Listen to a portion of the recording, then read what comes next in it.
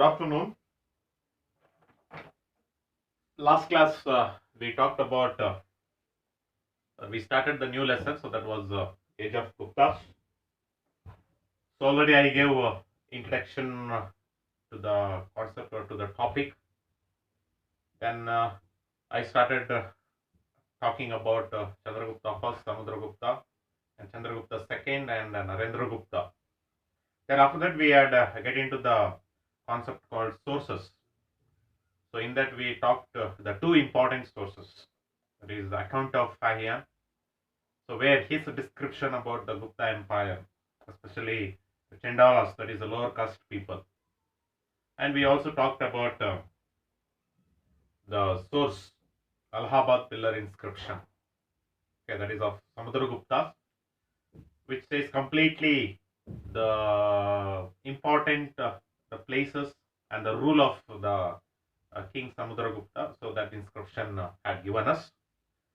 Then the outline map I had discussed in the previous class, and also about decline.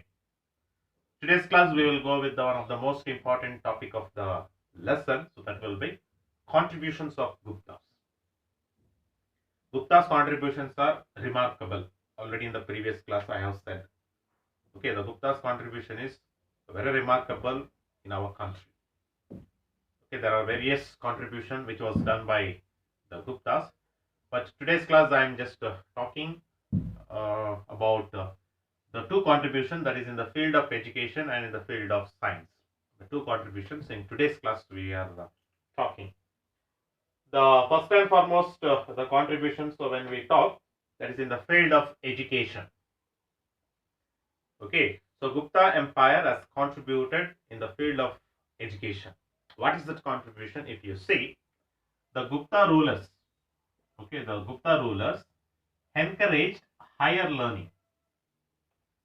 Okay, the higher learning we call it as a university level learning. That higher learning was established by a Gupta Empire in India. So in order to give a higher education to the people, those who come out with for the higher learning, so their universities were started. The study centers were started, or education centers were started. So in that, the famous universities were Nalanda, Takshila, Ujjain, and Vallabhai. So like this, 4 universities were started by the Gupta kings. So in that, one famous university is Nalanda University. Okay, so one famous university is Nalanda University, to about which we are going to talk in detail. We are not going with Takshila, Ujjain, and Vallabhai. Okay, that's the first thing which we are having it. And when I talk about Takshila University, that is famous for study of medicine. Okay, the Takshila University is famous for, study of medicine. Then Ujjain University is famous for study of astrology. Then this Vallabhai University, it is famous for study of Buddhist religion. So these 3 universities. And Nalanda University generally. So that is the reason.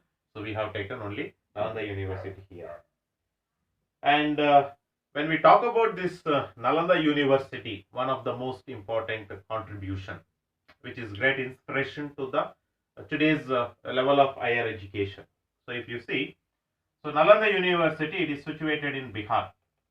It was situated in Bihar during the kingship of Kumaragupta first, almost around 450 to 455 century. So that period, this Nalanda University was started. Okay, to start this Nalanda University, Kumaragupta, he took the help of 3 personalities. One is villagers, second one is kings, third one is merchants. What help did they take the help of man resources, or did they take something else? He took finance resources. One is the revenue he collected from the people of the village, and the merchants and the kings, with their donation, the construction of this Nalanda University in Bihar took place. Okay. And after this construction, after this Nalanda University start, so many people, many groups of people have come and who have got the higher education. Okay, so higher knowledge, so which we are having it for the Nalanda University. So like this Nalanda University, such Nalanda University, so which was going with a great higher learning, or which had given the higher educations to the group of many people in the 12th century. And this particular university, okay, this particular university was destroyed. It was destroyed in the 12th century. Okay, so destroyed. Okay, destroyed in the 12th century by the Ghazni and Ghori, Muhammad Ghazni and Ghori's invention or coming of India. So during that time, this particular, completely it was destroyed. Okay, so when we talk or when we say something very attractive thing about this particular university is, it had spread the Indian culture in foreign countries such as Tibet and China. Okay, Tibet and China. So that is a special the quality this Nalanda University has carried. Then when we come to its characteristics, special features, what is the speciality in this Nalanda University? Okay, what are the specials or special concept we can see in this Nalanda University? So if you see, so let us say one by one. Okay, the Nalanda Universities, the special features. Okay, the special features as well as or the special qualities of this Nalanda University. So let us see one by one. The first features, if you see, Nalanda University is a 6-stored building. It's a very 6-stored building it is. That is a special feature. 6-stored building it is. Second thing, if you see, free boarding and lodging. Free boarding and lodging were given for a staff and even the students. Okay, free boarding and lodging for given for a staff and the students. But for the students, there was no fees charged. There was no fees. The fees collection was not there. But the students were given entrance test. Who passed the entrance test, they are the people who are given a seat in this particular university for their higher education. Once if they pass the entrance test, they are given free boarding and lodging as well as free education without a fees. That is the second the characteristics which we are having. And it is being said that it had almost 10,000 students and 1,000 teachers were there who were staying in this Nalanda University. Okay, and the subjects offered. So what type of education if they were giving it? If you see, logic or reasoning subject, a grammar, and philosophy, astronomy, literature, and Buddhism and Hinduism. About all these things, the vast knowledge was given by this Nalanda University. Okay, such Nalanda University which offered, and even the subject offered was choice for the students, choice of students. Okay, whatever the the choice which has been given to the students to opt the subjects. Okay, that is the one thing. So which was given, and even about Buddhism, that is Mahayana, not about the Hinayana, about Mahayana's religion. So Mahayana group of people, the vast knowledge was given to the people. So like this, such an the university which was constructed at the time of the regime of Kumaragupta first. So almost educated many famous the personalities, and today it is one of the inspiration for the many universities that is been which existing in and around of our country. So that is the one aspect so which we are having it. So such university in the 12th century by the invention of Ghori and Ghazni comes to an destroyed. Okay, that's the one aspect so which was. So that's about the Nalanda University so which we are having it.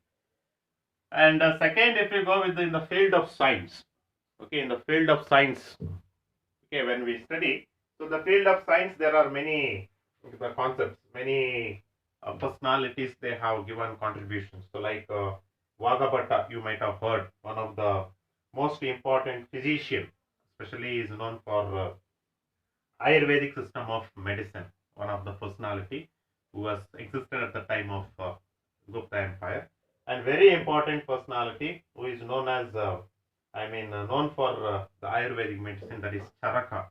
Okay, was a great physician and famously known for Ayurvedic medicine.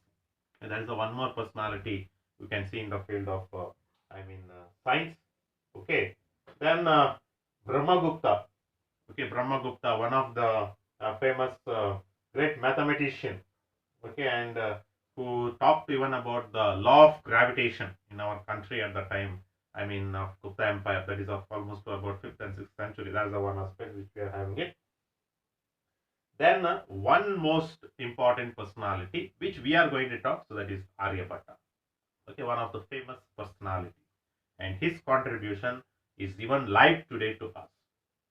Okay, when we talk about Aryabhatta, so Aryabhatta was a great mathematician and astronomer. He is okay, great mathematician and astronomer. And his achievement, his contribution, he has written it in the form of a book, that is Aryabhatta. Okay, a book written by Aryabhatta.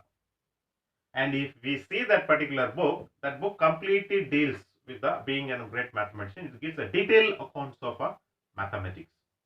If you see, that book deals with an algebra, geometry, arithmetics, and trigonometry. Okay, like these 4 subjects it covers. Moreover, that it says the place value digits of the 1 to 9. I hope you all know about it, mathematics. Then use of 0, very important. Everything starts with 0. Without 0, no. Okay, that's value of 0. Okay, it's been given to us by Aryabhatta. Then it says the discovery of the system called pi, the value of pi system. Okay, which is being given by Aryabhatta. Then it also gives about the formula of area of triangle. Okay, so like this, the Aryabhatta's contribution in the book of Aryabhatta, it's remarkable. A remarkable contribution. So like this, 2 contribution in the field of education, in the field of science. Okay, in the field of education and in the field of science. So which was given to us by the Gupta Empire. It is remarkable. It can be the field of education, or it can be in the field of science. Like it can be a contribution of Swagabhatta or Charaka or Brahmagupta, whoever it may be. But the remarkable features in the field of science, if you see, that is the figure of 0 and even the decimal system of counting the numbers. That is also one of the contributions, so which we are having it. Okay, the decimal system. That is also one of the contributions of the field. Okay, that's the one aspect, so which we are having it. So these are the 2 important contributions of Gupta Empire. We are having it. So coming class, we are going with 2 more contributions. So that is about literature and architecture. So when we talk about the literature, there are many literary works, many personalities has come out with many literary sources.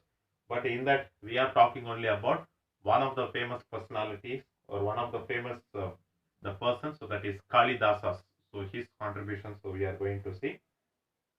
Then in the field of art and architecture, okay, in the field of art and architecture, so we are going to see one of the contributions, the way the constructions of temple they were having it. So that's complete characteristics. So which we are going with the next class.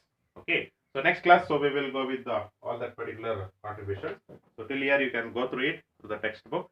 So the next class, so we will talk about the field of culture and in the field of the art and architecture. So we'll discuss in the next class. So that's about the 2 major contributions of Gupta Empire. So which we are having it.